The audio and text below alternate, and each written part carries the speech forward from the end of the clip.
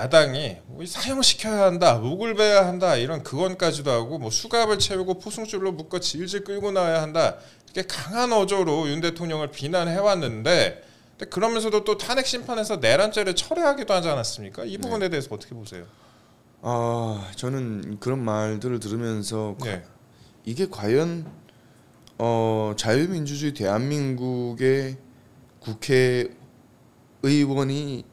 국회의원들의 입에서 나올 수 있는 말인가라는 말씀을 드리고 정말 인민재판을 방불케 하는 말들이 아닌가라는 생각이 듭니다. 네. 그리고 지금 이런 것들이 결국 뭐겠습니까? 12개 범죄 혐의에 5개 재판을 받고 있는 네. 이재명 대표. 네.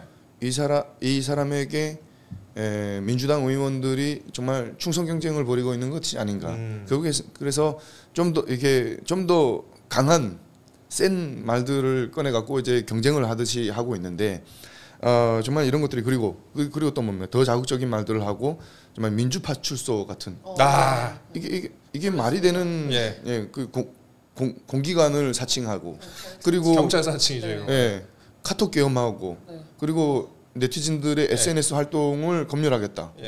뭐 북한에서는 일어날 법한 이런 일들을 서슴없이 저지르고 있는데 이런 것은 결국에는 이재명 대표를 방탄하고 조기 대신을 이끌겠다. 혹은 이 과정에서 몸집을 키워서 자기들의 권력력을 채우겠다. 뭐 이런 속셈들이 아닐까.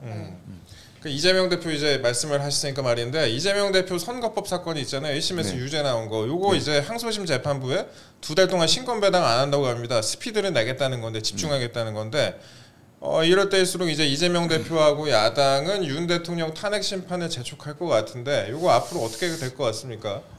저는 이제 가장 큰 문제점이라고 생각했던 것이 지난 문재인 정부에서 임명했던 김명수 대법원장 그 사법부가 정말 문제가 많지 않았습니까? 그동안 노골적으로 재판을 지연시켜 왔습니다. 심지어 대표적인 게 이제 민주당 의원들마저도 동의했던 그 이재명 대표 체포 동의안. 그것도 이 김명수 사법부에서 유창문 판사가 그때 당시에 구속영장을 기각하지 않았습니까?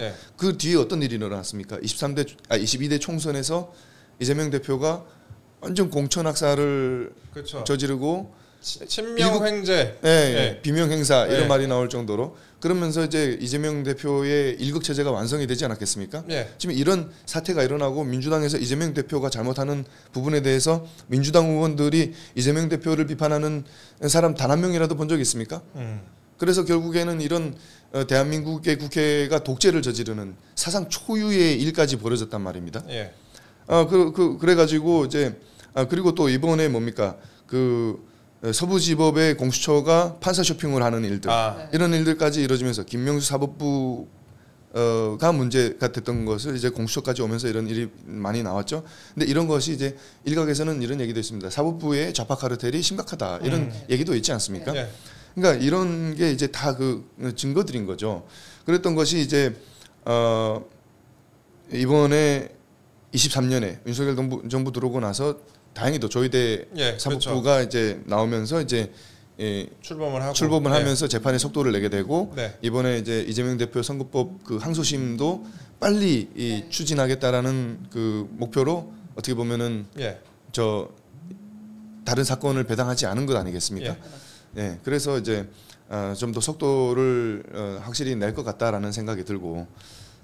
그렇습니다. 이게 재판이라는 게 우리나라에서 언제부턴가 이제 판사 뭐 재판을 받을 때 그 사람의 성향은 어떠냐, 뭐 고향은 어떠냐, 어떤 뭐 연구의 수속이냐 이런 걸 너무 따지게 된 것 같아요.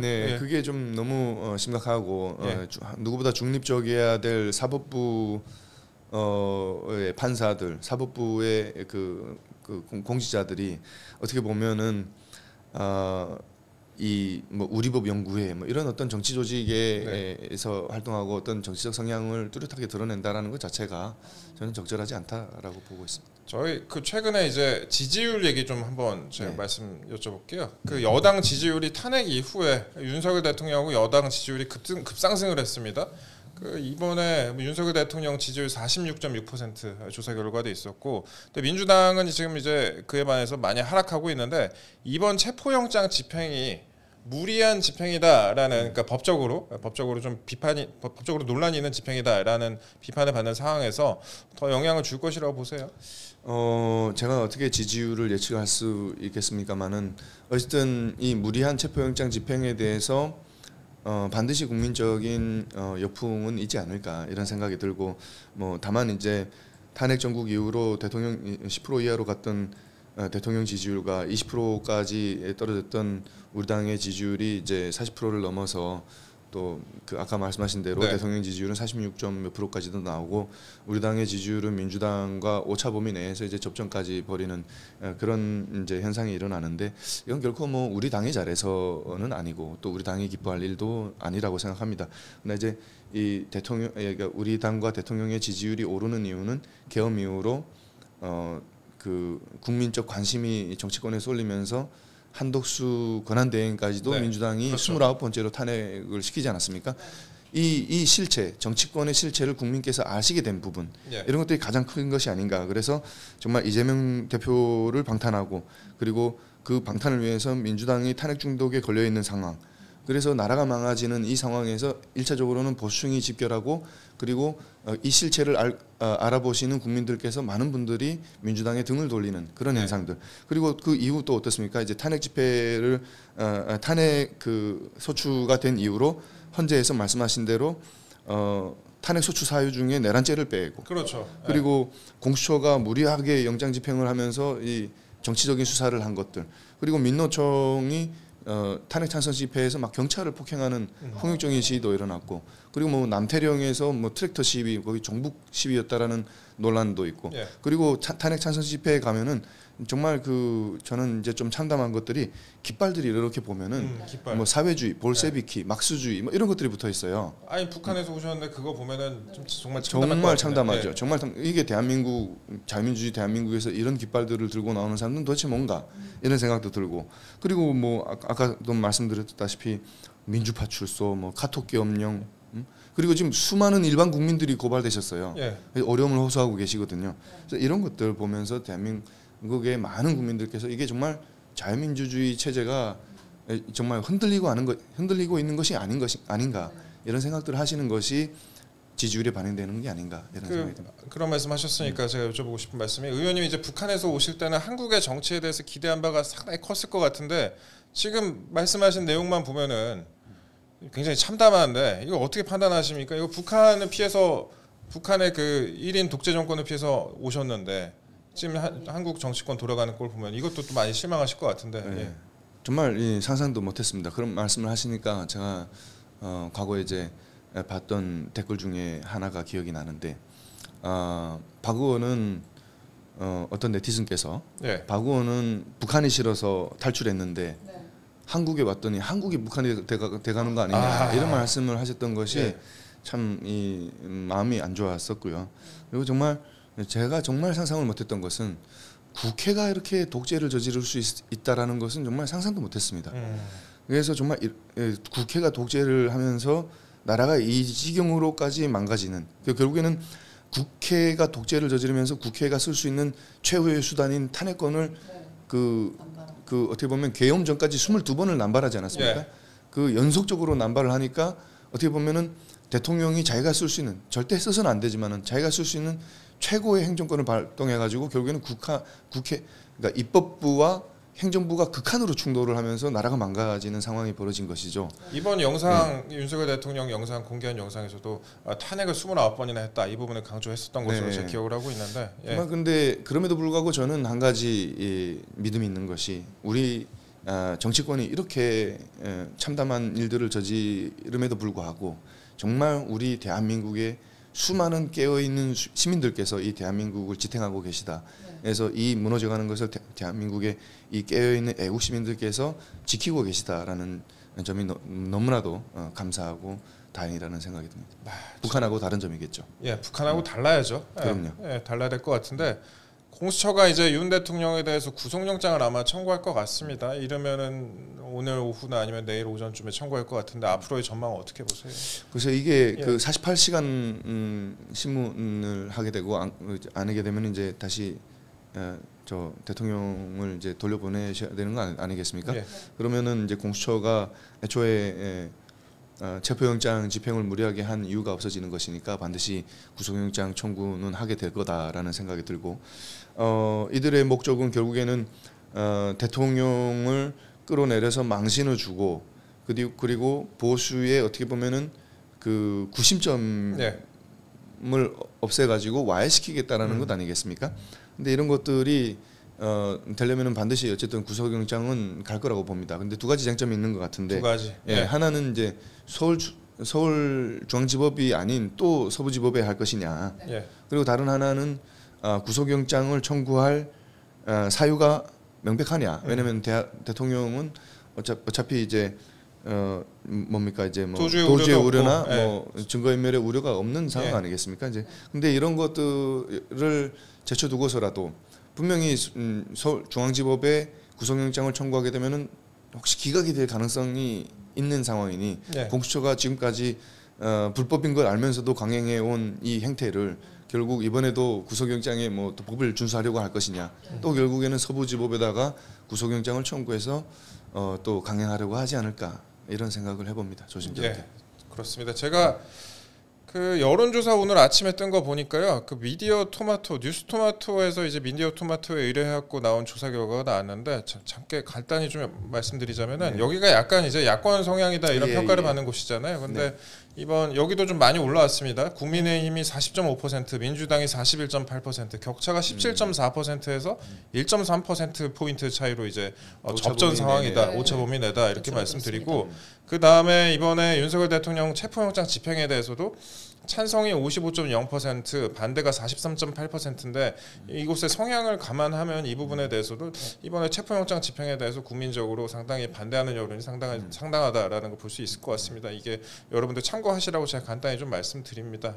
그러니까 지금 지지율이 많이 올라온 상태인데 앞으로 국민의힘 특히 국민의힘도 그렇고 의원님도 어떻게 앞으로 대응하는지가 또 중요할 것 같아요. 의원님께서 또 앞으로 민생이나 과학적인 측면에서도 원래 이제 주특기였던 그런 부분도 또 많이 앞으로 또 중심 잡고 가면 좋지 않을까 그렇게 생각을 좀 해보는데 어떠세요?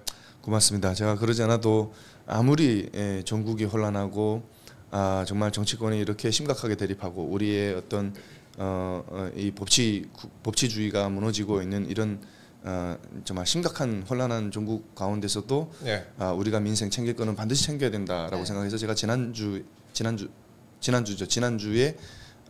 그 우리 원전 제도에 관한 세미나도 진행했습니다. 이게 뭐냐면 그 원전이 수명을 이제 건설할 때 설계 수명을 정해줍니다. 이게 끝나면은 이제 원전 운행을 중단을 해야 되는데 이게 그렇다고 해서 설계 수명이 끝난다고 해서 원전이 이제 쓸모 없어지는 건 아니거든요. 그렇죠, 그래서 이걸 다시 계속 운전을 합니다. 다른 나라들도 마찬가지인데 근데 우리나라가 이 계속 운전 승인 제도가 아주 불합리해요. 한번 하면은 10년 단위로 하게 되거든요. 근데 미국 같은 경우는 20년 단위로 합니다. 그리고 이게 또 그 10년이지만 사실상 그 안에 승인 기간이 있고 또 주기적 안정성 평가 뭐 이런 거 하다 보면은 다 줄어들어서 5년밖에 운영을 못 해요. 근데 이런 것이 지난 문재인 정부에서 탈원전을 하면서 계속 운전 신청 그 골든 타임을 놓쳐 가지고 많은 원전들이 지금 중단 위기에 처해 있습니다. 그러면 이제 이걸 이제 LNG라든가 이런 걸로 이제 대체를 해야 된단 말이죠. 그러면 이제 에너지 손실만 에너지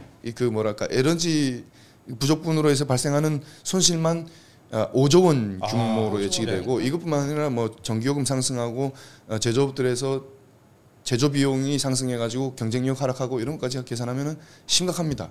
그래서 이런 것들은 챙겨야 되겠다고 해서 제가 이제 이런 세미나도 진행했던 거고 그래서 완전 중요하네. 그래서 우리 자유민주주의 대한민국 지키고 이 법치주의를 지키는 정치 활동 플러스로 제가 민생을 챙기는 활동까지도 정말 소홀히 하지 않겠다라는 말씀을 드리겠습니다. 좋습니다. 사실 이제 우리나라 민생도 중요해요. 사실 지금 이제 민생이 가려져 있으면 안 되니까 지금부터는 또 어떻게 보면은 윤 대통령의 이제 그 수사나 앞으로 재판 관련된 부분은 그것대로 또 흘러가는 것이고 윤 대통령이 현명하게 대응을 할 것이라고 저는 생각을 하고 있고 또 당에서 근데 좀 빠릿빠릿한 모습 보였으면 좋겠다라고 생각하시는 분들 많이 계세요. 사실 국민의힘이 윤석열 대통령에 대해서도 뭐 대응을 잘 못한 거 아니냐라는 시각으로 비판적으로 보시는 분들도 많이 계시고 그 다음에 좀 적극적으로 나서지 않는 거 아니냐 뭐 매사에 대해서 이렇게 판단하시는 분도 많이 계시는데 아까 의원님 말씀하신 것 같이 원전을 포함하여 우리나라 그 민생 부분에 대해서도 좀 신경을 많이 써주셨으면 하는 그런 생각을 하시는 분들이 많이 계시는 것 같습니다.